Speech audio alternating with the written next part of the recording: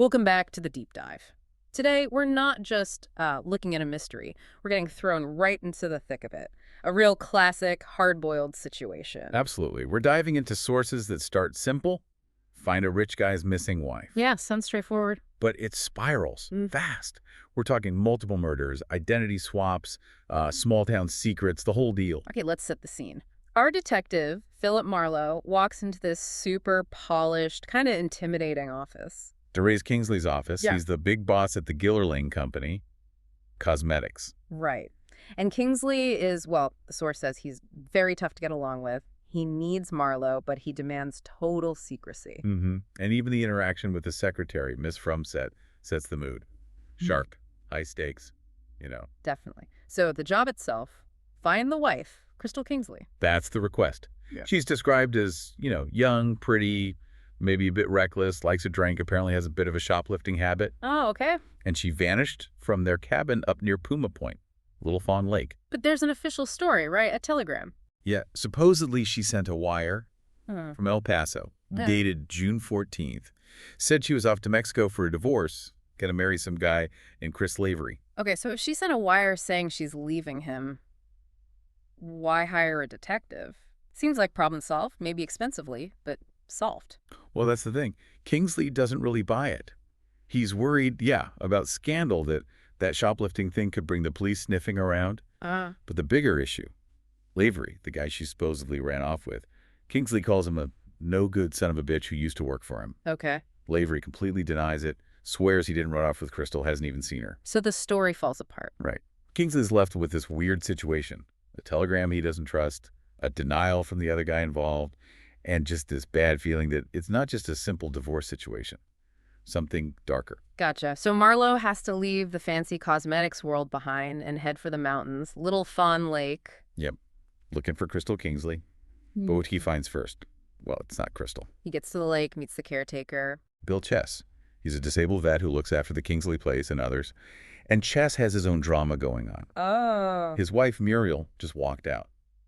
Left him a note. Said she'd rather be dead than live with him any longer. Apparently after a fight where he got drunk. Wow. Okay, so Chess is already having a terrible time. A terrible time. And then it gets worse, much worse. This is the body, isn't it? This is the body. Marlowe and Chess are checking the property, look under the pier, and they find her. A decomposed body in the water. And Chess identifies her. Immediately. He says it's his wife, Muriel. Oh, man. So for the local cops, this looks bad for Bill Chess. Grieving husband, recent fight, note left behind. Exactly. The note's undated. The body's too far gone for easy analysis. So yeah, Bill Chess is suspect number one. He gets taken in for questioning. But Marlowe, he's not buying the easy answer. Nope.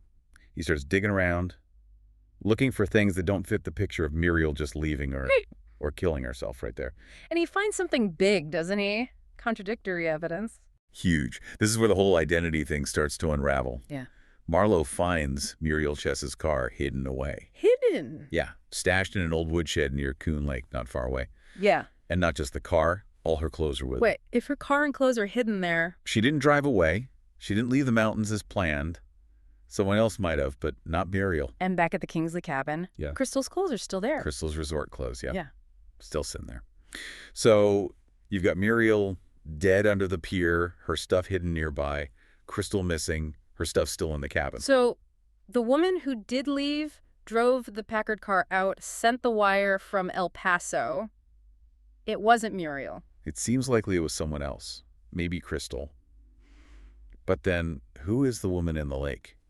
If it's not Muriel, is it Crystal? The identification by Chess seems pretty certain, though. This is getting complicated. It is. But then Marlowe finds the clue that breaks it open. Back in Bill Chess's cabin. What hit? Hidden, tucked away inside a bag of confectioner's sugar, oddly enough, a tiny gold heart anklet. And it's engraved. Al to Mildred, June 28th, 1938, with all my love. Mildred, not Muriel, not Crystal. Mildred, a new name. Crucial link. Suddenly, this isn't just about the mountains anymore. That name, Mildred, points back somewhere else. Back to the city? Back to Bay City, maybe, where Lavery is? Exactly. Marlowe realizes he needs to go talk to Chris Lavery again, the guy Crystal supposedly ran off with. This Mildred clue changes everything. So he heads back down to Bay City. And trouble finds him pretty quick, I gather. Instantly. He's just checking out Lavery's house, casing the joint. Uh-huh. And he gets spotted by the neighbor, Dr. Albert S. Almore. The doctor calls the cops. Right away, which leads to this tense run-in with a police lieutenant, DeGarmo. DeGarmo, okay. And DeGarmo basically warns Marlowe off, tells him to drop it. He even says something like, the last guy who tried to put the bite on Dr. Almore ended up regretting it. Big time. Whoa, that sounds like police corruption, covering for the doctor. Huge red flag, right. But Marlowe doesn't even get time to really process that warning. Why? What happens? He goes back to Lavery's house later, lets himself in, In? and finds Lavery dead. Shot. In the bathroom. Looks like there was a struggle. Few missed shots, couple of hits. Murder number 2. Good grief. Hmm. And the scene? It's not simple, is it? There's someone else there. Yeah, it's immediately messy. There's a woman there, calls herself Mrs. Fallbrook, claims she's Lavery's landlady. But she's not, is she? No, Marlowe recognizes her. It's Adrienne from Set, Kingsley's secretary from the very beginning. The sharp secretary. What's she doing there? She hands Marlowe the gun, empty, wrapped in her glove. Says she found it on the stairs. That is incredibly suspicious, planting herself right in the middle of it. It's bold. Ties the whole Bay City elite, or at least Kingsley Circle, directly to this new murder. Now, Marlowe's got Lavery dead, police corruption hinted at, from 7 acting shady. And he needs to connect this back to the body in the lake, back to Muriel or whoever she was, back to that name, Mildred. Right. How does Lavery's murder connect to Little Fawn Lake? It all seems to pivot around Dr. Almore, the neighbor DeGarmo was protecting. Okay, so what's the Almore connection? Adrienne from Set actually provides some info. She confirms Dr. Almore's wife, Florence, died about a year and a half ago. Supposedly suicide. Supposedly. Yeah, found by Lavery, interestingly enough. But the circumstances were weird. Hypodermic injection, carbon monoxide. Got hushed up very quickly. Sounds convenient. Florence's parents, the Graysons, certainly thought so. They suspected murder. They even hired their own private detective back then, a guy named George Talley. Did he find anything? We don't know what Talley found, but the Graysons tell Marlowe something crucial. They mention who Dr. Almore's office nurse was back then, a woman who disappeared right after Florence Almore's suspicious death. Let me guess. Her name was Mildred. Bingo. Mildred Haviland. Mildred Haviland. The name from the anklet. Al to Mildred. Almore to Mildred Haviland. Exactly. The woman Bill Chess knew as his wife Muriel. The woman whose anklet Marlowe found was actually Mildred Haviland, Dr. Almore's former nurse, who obviously fled Bay City after Florence Almore's death. Okay, wait, let me get this straight for you listening. This is a bit of an identity maze. It really is. So the woman known as Muriel Chess up in the mountains was really Mildred Haviland, hiding from something connected to Dr. Almore in Bay City. Correct.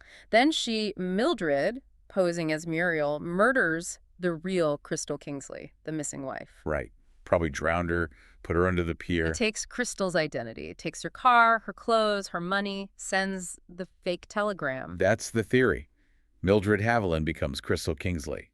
It's identity theft layered on top of identity theft, all fueled by murder. Why kill Crystal, though? Just for the money and the car? It's the ultimate escape hatch, isn't it? Mildred needed to disappear after Florence Almore's death. Being Muriel Chess was okay for a while, but maybe Bill Chess was getting difficult, or maybe she just saw a better opportunity. Stealing Crystal Kingsley's life offered money, mobility, a complete clean slate far away from Bay City and Dr. Almore. And Lavery. Why kill him? Lavery knew them both, didn't he? He knew Crystal Kingsley. And he likely knew Mildred Haviland from her time with Dr. Almore, maybe even knew about Florence Almore's death. He was a loose end, a potential link between her old life and her stolen new one. He had to go. So Mildred Haviland, the killer, is now out there masquerading as Crystal Kingsley. Yep, and the next part of the story feels like a trap designed to flush her out. How so? Kingsley calls Marlowe, says Crystal, the fake Crystal. Mildred contacted him. She needs $500 to get out of Bay City. Wants to meet. And Kingsley tells Marlowe to deliver the money. Yes, at a place called the Peacock Lounge. And Kingsley gives Marlowe a very specific instruction. Wear Kingsley's scarf. A really distinctive one, green and yellow, for identification. That sounds incredibly specific, like setting someone up. Marlowe smells a rat too, but he goes.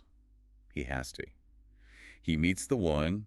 She's dyed her hair dark now, trying to change her appearance again. This is Mildred posing as Crystal. Right. Marlowe follows her to an apartment, confronts her. She admits she killed Lavery.